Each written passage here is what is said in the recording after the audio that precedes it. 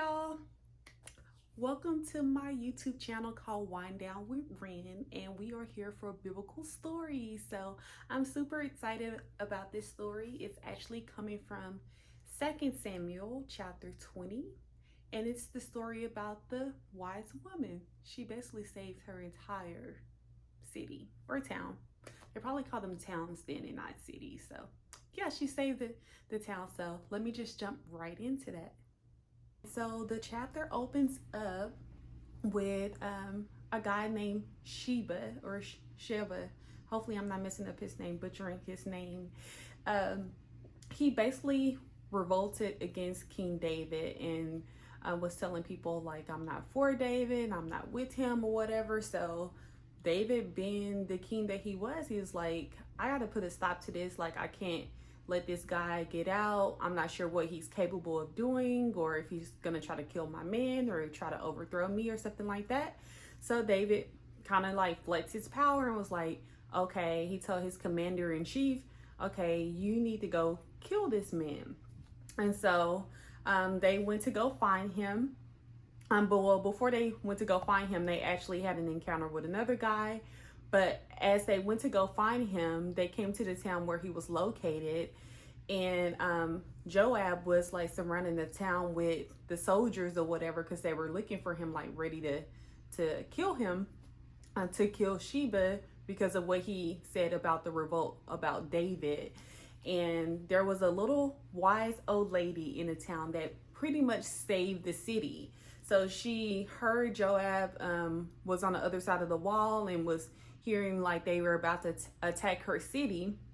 And she told him, like, what are you here to do? Like, why are you trying to hurt us? And he basically said, well, we're here looking for Sheba, if you know where he is. And she was like, well, how about I get you Sheba and I throw his head over the wall?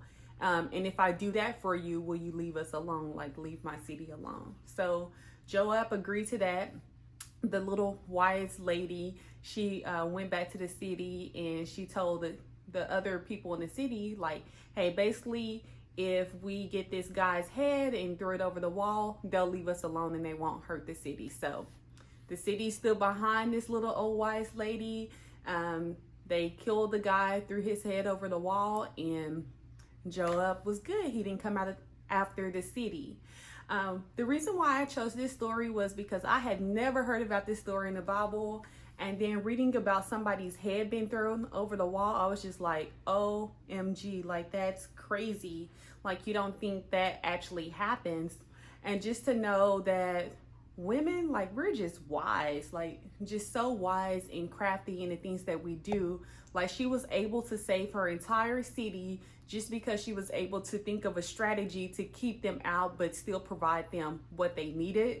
I know when I first told one of my friends this story, the first thing she said was like, can you imagine like walking by and seeing a head being thrown over the wall in the city? She's like, that would have been the fastest 5K I ever ran in my life. And I can agree to that. Like, I can't imagine like walking by and seeing a head like just traveling over the wall. Like, oh my gosh, like, what's going on?